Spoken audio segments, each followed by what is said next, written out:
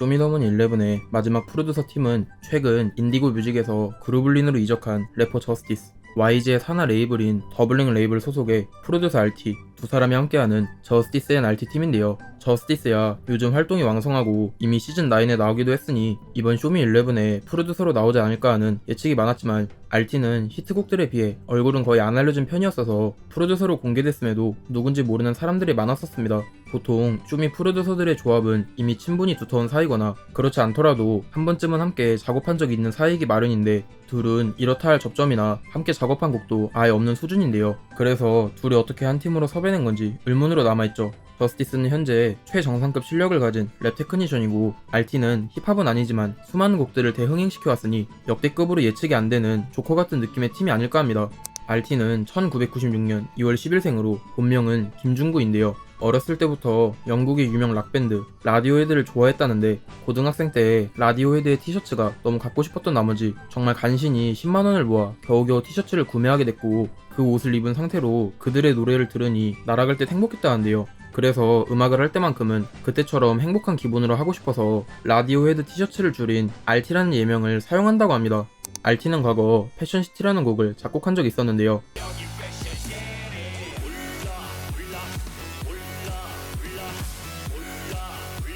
이 곡은 당시 개콘에서 방영했던 전국급 코너의 음원으로 발매 당시엔 중독성도 그렇고 큰 주목을 받지 못했었지만 일베의 한 유저가 이 곡을 리믹스한 응디시티를 공개했는데 이 곡이 큰 화제가 돼 일베에선 상징 같은 곡이 되어버려서 정작 원곡인 패션시티는 표절 취급을 당하며 잊혀지게 됐습니다. 그러나 최근 RT가 쇼미11의 프로듀서로 출연이 확정된 뒤 패션시티의 원곡자가 RT였다는 사실도 함께 알려졌는데요. 그로 인해 패션시티의 영상 댓글에선 RT도 재조명받고 있죠. RT는 사실 프로듀서보다도 EDM DJ로 먼저 활동했는데요. 본인 음악을 만들다가 기분 전환으로 강남스타일, 젠틀맨 등등 유명한 곡들을 리믹스해 사클에 올려둔 게 큰 화제가 되며 영국의 권위 있는 매거진인 뉴 뮤지컬 익스프레스에 등재됐고 손가락 안에 드는 DJ 축제인 월드 DJ 페스티벌의 감독에게 직접 DJ를 권유받은 걸 계기로 EDM DJ를 시작했다고 합니다. 이후엔 아이코나팝, 니키 로메로 같은 EDM 과장들도 인정했다는데 국내에선 EDM 음악의 파이가 적다 보니 감이 안 오긴 하지만 감히 비교하면 박재범과 덕하이엇이 같이 샤라웃한 느낌이려나요? 2014년 RT는 프로듀서로서 공식적으로 데뷔했는데요. 데뷔곡은 We Got The World로 EXID의 한이와 함께했죠.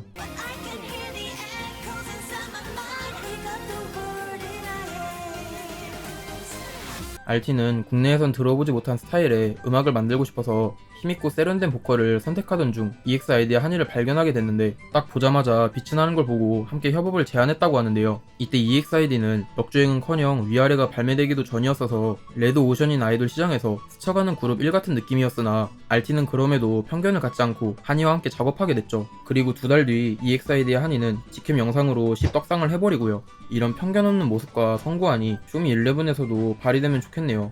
RT는 현재 테디가 수장으로 있는 더블링 레이블에 속해 있는데요. 특히 YG의 대표 프로듀서라고 볼 수 있는 테디에게 신뢰받고 있어서 테디와 함께 공동으로 블랙핑크의 프로듀싱을 맡고 있습니다. 참고로 시즌5의 프로듀서였던 또 같은 더블링 레이블인데 쿠시는 테디와 함께 공동으로 빅뱅의 프로듀싱을 맡고 있습니다. RT는 특히나 테디와 함께 할 때 그 시너지가 나오는데요. 어느 날 새벽 5시 테디에게서 노래 하나 만들자는 연락을 받았고 그렇게 부랴부랴 작업하다가 20분 만에 스케치를 끝냈던 게 빅뱅의 에라 모르겠다였다고 합니다.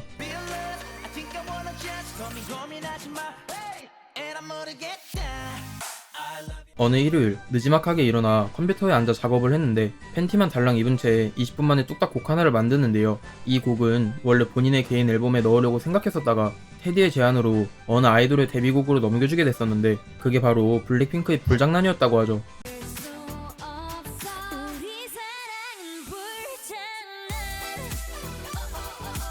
RT가 쇼미11의 프로듀서로 공개되자 많이들 당황해했는데요. 일단 미디어 출연이 적다 보니 못 알아보는 사람들도 많았거니와 대부분은 힙합이 아닌 K-팝 음악들을 작업해온 프로듀서니까요. YG는 서태지 아이들 출신인 양은석이 설립하고 운영했어서 국내 기획사들 중에서는 가장 힙합적인 색깔이 짙은 편이다 보니 RT가 편곡한 블랙핑크의 곡들도 힙합적인 요소가 배어있긴 하지만 RT는 EDM 아티스트, K-팝 프로듀서의 이미지가 워낙 강한데요. 물론 이 정도 실력자가 힙합 곡을 못 만들 거라고는 생각 안 하지만 오히려 너무 힙합과는 거리가 먼 곡을 내지 않을까 우려되기도 합니다. 그래도 기대되는 건 RT가 블랙핑크의 담당 프로듀서이니만큼 정말 한 번쯤은 블랙핑크가 피처링으로 나오지 않을까 하는 건데요. 솔직히 시즌4 때 태양이 피처링으로 나올 줄 누가 알았겠습니까? 그리고 시즌10에서도 이수연이랑 지디가 나올 줄은 누가 알았겠습니까? 마찬가지로 쇼미11에서도 블랙핑크가 피처링으로 나올 수도 있는 거죠. 근데 블랙핑크가 10월부터 월드 투어를 한다네요.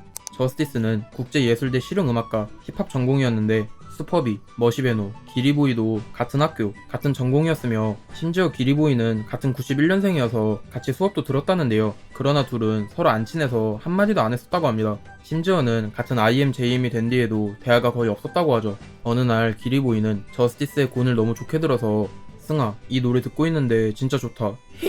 라고 문자를 보냈는데 그래? 고맙다 라며 답장해줬다고 합니다. 그 뒤로는 서로 조금씩 연락하고 지낸다네요.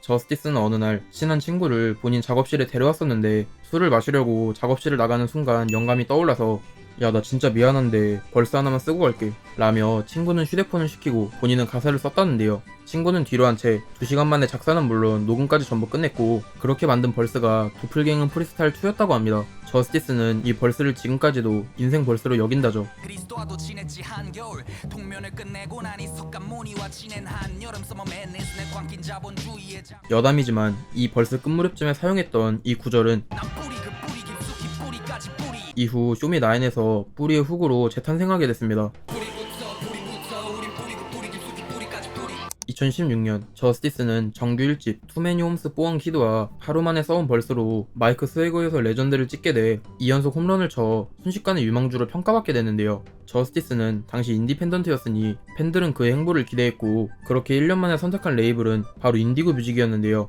입단 인터뷰에서 한 발언들로 인해 비난이 있긴 했었지만 제키와이, 노엘이 연달아 합류하며 인디고 뮤직은 점점 모습을 갖춰갔고 결국 인디고 뮤직은 2018년에서 2019년 전성기를 맞이해버렸죠. 덕분에 헤비 리스너들이 대리 만족을 위해 듣던 저스티스의 랩은 급식들이 노래방에서 차력쇼를 선보이기 위한 필수템이 됐고 부정적인 스탠스를 보여왔던 쇼미에도 물꼬를 트기 시작하면서 현재는 5년째 개근 도장을 찍어오며 매년 출근하고 있죠. 최근 인디고 뮤직은 멤버들의 연이은 계약 해지와 사건 사고, 전성기 멤버들에 비해서 아쉬운 새 멤버들, 그리고 가면 갈수록 활동이 줄어드는 기존 멤버들, 여러 이유들로 시간이 지날수록 퇴보하는 모습을 보였지만 이런 공백들을 저스티스와 키드밀리가 허슬로 메꿔왔는데요. 그러나 최근 저스티스는 인디고 뮤직과의 계약을 끝내고 라비가 수장으로 있는 그루블린으로 이적하게 됐는데 과연 인디고 뮤직의 미래가 어떻게 될지 궁금해집니다. 저스티스는 명실상부 국힙 최다 밈 보유자라고 할 수 있는데요. 진짜 너무 많은데 당장 기억나는 것만 대충 나열한다고 하면 신누나 매형 만나는 자리 진짜 존나 어색하다.